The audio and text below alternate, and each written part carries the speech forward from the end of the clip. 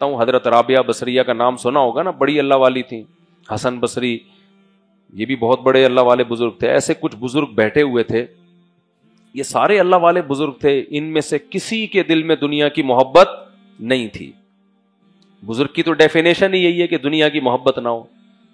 اگر کوئی اللہ والا ہے اور بزرگ ہے, داڑھی ہے, اور دنیا کی محبت اتنی ہے, مرتا ہے پیسوں پہ, اس کا مطلب وہ بزرگ ہے ہی نہیں.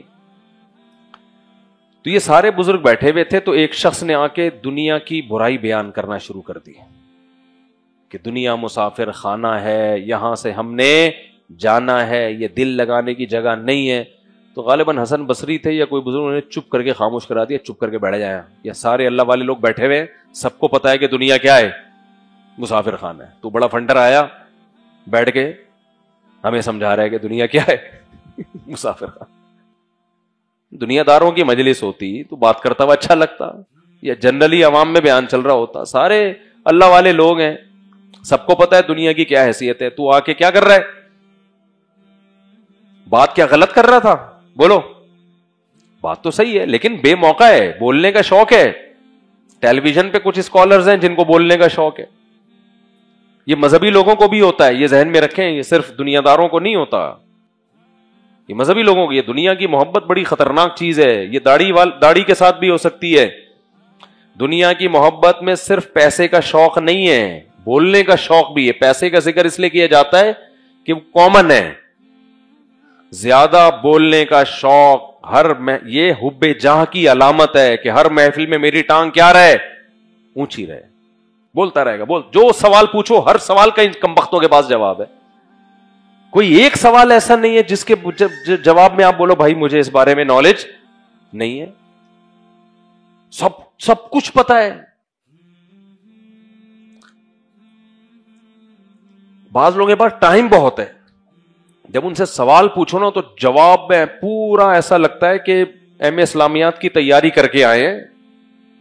یہ سوال ہے اور پھر اس کے جواب میں نحمدہ اور فلانا, اور یہ اتنا کھینچیں گے جواب کو. میں کہتا ہوں یار ان کے پاس ٹائم بہت ہے. کسی کی نیت پہ ہم شک نہیں کر رہے, لیکن یہ عام طور پہ طریقہ اس کا ہوتا ہے جو اپنی ٹانگ اونچی رکھنا چاہتا ہے. یہ بتانا چاہتا ہے کہ میرے پاس نالج کم نہیں ہے, بہت کچھ جانتا ہوں میں, حالانکہ جواب اس میں پھر بھی نہیں ملتا. آدمی کہتا ہے پتہ نہیں جواب کہاں گیا, اس میں جواب کدھر بڑھ گیا. وہی سیٹ اپ ہے. وہ ایک گاؤں میں ایک بندہ پڑھ کے گیا مدرسے سے, آتا واتا کچھ نہیں تھا اس کو. بخارات جب نہیں آتا ہے نا انسان, جب آتا ہے تو ٹو دا پوائنٹ جواب دے دیتا ہے. جب جواب نہیں آتا تو کیا کرتا ہے, ایفیشنسی جھاڑتا ہے, گھماتا ہے. بے وقوف لوگ متاثر ہوتے ہیں, یار اللہ نے علم جو دیا ہے نا, علم نہیں علوم دیے ہیں اس کو. مجھے لوگ بھیجتے رہتے ہیں یار ماشاءاللہ کیسی نالج. میں نے کہا اس میں جواب کہاں ہے. اور دوسری بات, اگر جواب ہے بھی تو اس کے لیے اتنی لمبی بات کرنے کی ضرورت نہیں تھی. اتنی لمبی بات کرنا ہی خود انسان کے فارغ ہونے کی دلیل ہے. ہاں کوئی بعض دفعہ جواب کو سمجھانے کے لیے ڈیٹیل میں جانا پڑتا ہے, تمہید باندھنی پڑتی ہے. وداؤٹ تمہید آپ کی سمجھ میں وہ جواب آئے گا نہیں. تو وہ ایک الگ بات ہے. تو وہ یہ میں اس کی مثال سے سمجھاتا ہوں. ایک بندہ جو خام خواہ میں جواب کو طول دیتے ہیں نا, ٹو دا پوائنٹ بات نہیں کرتے, تو ان کی مثال ہے, ایک وہ مدرسے میں ایک بچہ پڑھنے کے لیے آیا تو پڑھا پڑھا تھا نہیں, اس نے کھیلتا کودتا رہتا تھا. جب عالم بن کے گیا ہے تو اس نے اپنے ٹیچر سے پوچھا کہ لوگ تو مجھ سے مسائل پوچھیں گے, مجھے تو آتا واتا کچھ بھی نہیں, تو میں کیا کروں پھر. کہتا ہے یار دیکھو لوگ تو بےچارے بے وقوفی ہوتے ہیں, زیادہ تر آپ نے ایسا کرنا ہے کہ جب کوئی سوال پوچھے نا تو شقیں بنا دینا, شقیں, کہ یہ ایسا ہوا تھا یا یوں ہوا تھا, یوں ہوا تھا یا یوں ہوا تھا. اور جب بالکل ہی پھنس جاؤ تو بولنا اس مسئلے میں اختلاف ہے, کچھ کی یہ رائے ہے, کچھ کی یہ رائے. لوگ سمجھیں گے یار بہت بڑی فلم ہے یار.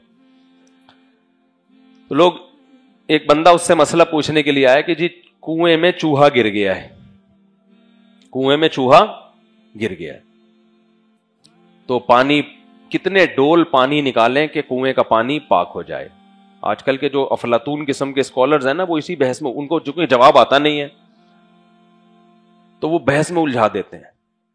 ایکچولی یہ مولویوں کے بنائے ہوئے مسائل ہیں، کنویں، اور ان مولویوں نے انہی چکروں میں لوگوں کو ڈالا ہوا ہے. نظام کی تبدیلی کی تو کوئی بات کرتا ہی نہیں ہے. ابے میرے بھائی، جب تو نظام تبدیل کرے گا تو کیا چوہے کنویں میں گرنا بند کر دیں گے کیا؟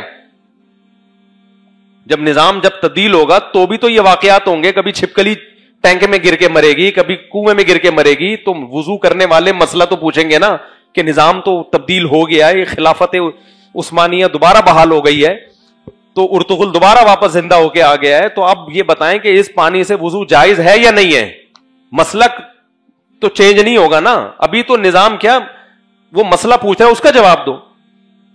اکثر میں نے جو لبرل قسم کے اسکالرز ہوتے ہیں نا، جب ان سے کوئی مسئلہ پوچھو، بس یہ مولویوں نے انہی چھوٹی چھوٹی باتوں میں لوگوں کو لگا دیا. ہوا نکل جائے تو وضو ٹوٹ جاتا ہے، اور پانی میں چوہا گر جائے تو اتنے ڈول نکالو، بلی گر جائے تو اتنے ڈول نکالو، کتا گر جائے تو اتنے ڈول نکالو. بھائی مسئلہ تو ہے نا، آپ بتا دو کتنے ڈول نکالو. پھر نظام تبدیل کرنے میں لگا ہوا ہے، یہ بتا دوں میں آپ. پاکستان میں جس نے کچھ بھی نہیں کرنا نا، وہ پتہ ہے کیا کر رہا ہے؟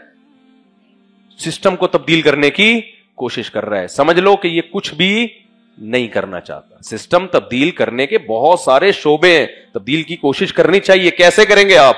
افراد پہ بھی محنت ہوگی، عدلیہ پہ بھی محنت ہوگی، فوج پہ بھی محنت ہوگی، تعلیمی نظام، آپ تعلیمی ادارے بنائیں گے تاکہ آپ کے اسکولوں سے پڑھ کے لوگ اچھی اچھی پوسٹوں پہ جائیں. ماحول ان کو کون دے گا؟ بھائی تبدیلی 3 طرح سے آتی ہے، آرمی ہے، فوج ہے آپ کی، عدلیہ ہے، بیوروکریسی، اور سیاستدان ہے. یہی ہے نا. سیاستدان کے لیے تو ضروری ہے کہ اسکول میں نہ گیا ہوا ہو، وہ پڑھا ہی نہ ہو اسکول میں، لہذا اس کے لیے اسکول بنانے کی 4 طبقے ہیں نا جو ملک کو چلاتے ہیں. بھائی سیاستدان ہے، فوج ہے، عدلیہ ہے، اور بیوروکریٹس ہیں. یہ 4 لوگ چلاتے ہیں نا ملک کو. تو ان میں جو سیاستدان ہیں ان کا اسکولوں سے کوئی تعلق بولو نہیں ہوتا، بالکل کوئی دور دور کا بھی تعلق. تو ان کے لیے تو تعلیمی نظام کی آپ کو ضرورت ہے ہی نہیں، اور وہ ہمارے کنٹرول میں ہے بھی نہیں. وہ سسٹم کے تحت چلتے ہیں. پھونک والی سرکار پھونک لگاتی ہے، یوں جو نیچے جا رہا ہوتا ہے وہ ایک دم اوپر آ جاتا ہے. وہ ہمارے کنٹرول میں نہیں ہے. اس کے لیے پھونکوں والی سرکار پہ محنت کرنی پڑے گی آپ کو کہ وہ صحیح پھونک لگائیں. سمجھتے ہیں کہ نہیں سمجھتے؟ تو یہ جتنی سرکاریں، باقی جو 3 سرکاریں ہیں، فوج ہے، عدلیہ ہے، بیوروکریٹس ہیں، یہ تعلیمی نظام سے ہو کے بولو اوپر جاتے ہیں. یہ تعلیمی نظام. تو تعلیمی نظام جن لوگوں کے ہاتھ میں ہے وہ سیکولر اور لبرل لوگ ہیں. تعلیم بری کہیں بھی نہیں ہوتی دنیا میں. جس ماحول میں تعلیم دی جا رہی ہوتی ہے وہ ماحول آپ کو بگاڑتا ہے. مسلمان، یہ جو میڈیکل سائنس ہے اس میں بہت زیادہ ترقی کی کس نے؟ مسلمانوں نے. آج جتنی جو میڈیسن ہے یہ تو وہی مسلمان حکیموں کی جو محنت تھی، انہی دواؤں پہ ریسرچ ہو کے بہت ساری میڈیسن بنی ہے. لیکن پہلے زمانے میں آپ مسلمان ڈاکٹر کو، جس کو حکیم کہا جاتا تھا، اور ایک عالم کو، اس کے گیٹ اپ میں آپ کو کوئی فرق نظر بولو نہیں آئے گا.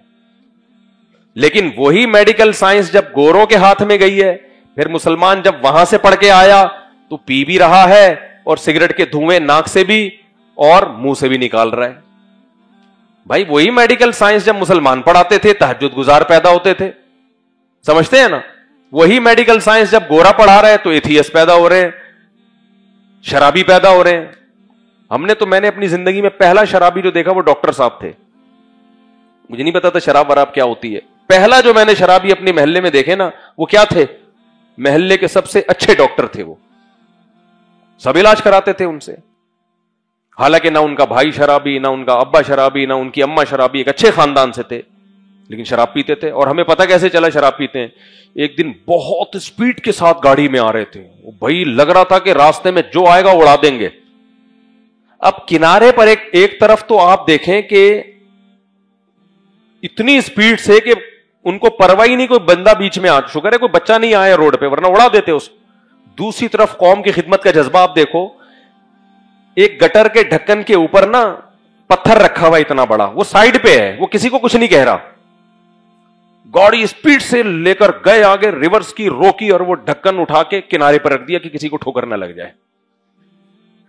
हम हैरान थे कि यार ये इतना नेकी का जज्बा इनमें कहां से आया कि जिस पत्थर के से ठोकर लगने का दूर दूर का भी इम्कान नहीं है उसको भी साइड पे रखो, और इतना भारी पत्थर वो आम आदमी से उठता नहीं था, वो किनारे पे लगा दिया और खुद ऐसे ड्राइव कर रहे हैं कि लग रहा है कि 2-4 बंदे मारेंगे डॉक्टर साहब। मैं बहुत छोटा था उस वक्त, मेरी उम्र 10-11 साल होगी। मैंने पूछा भाई ये क्या है, तो उन्होंने कहा डॉक्टर साहब ने ना पीवी है, लड़कों ने बताया ये क्या है, पीवी है इन्होंने। तो मैं हैरान हुआ कि ये तो बड़े एजुकेटेड आदमी है, शराब का हमने सुन रखा था बुरी चीज है, हराम है, हर जगह यही सुना, तो ये ऐसा काम कर रहे हैं, ये कोई चरसी करे, हीरोइनची करे, कोई जाहिल आदमी करे, समझ में आता है डॉक्टर साहब। अब उसकी बात, अब वजह समझ में आई भाई। बात यह है कि जो माहौल यूनिवर्सिटियों में, तो अब शराब वराब दूर की चीज है, अब तो डायरेक्ट आइस ले रहे हैं। और अब देखें, अब तो मेडिकल साइंस के जो मेडिकल कॉलेज नहीं, अब तो अल्हम्दुलिल्लाह अल्लाह ने हमें बड़ी तरक्की दी है। हमारी जो यूनिवर्सिटियां हैं, भी चर्स पी नहीं है अल्लाह के फजल से, बड़े अच्छे अच्छे घरानों की लड़कियां हैं और हीरोइन बट रही है, चर्स, आइस और ऐसे ऐसे नशे हमने कभी उनके नाम भी नहीं सुने। लोग बता रहे होते हैं मुफ्ती साहब, वो उस पर एक दिन बयान कर दें, पता नहीं क्या है यार, मैं तो अल्लाह का शुक्र है नहीं आते हमें नाम। एक चीज आ रही है, अबे ड्रग्स तो एक आम होता है ना, बहरहाल अब मुझे जहन में नहीं आ रहा, अच्छा है नहीं आ रहा, वरना ये जाके सर्च करेंगे। तो तालीमी इदारे तरबियत की ऐसी की तैसी, जिना के अड्डे बन गए। इससे पता चलता है भाई तालीम तो जाहिर है बुरी चीज नहीं है। मेडिकल साइंस की किताब में थोड़ी लिखा होगा कि रोजाना पी के घर पहुंचा करो, बल्कि नुकसानात ही लिखे हुए होंगे कि ये नुकसान है उसके।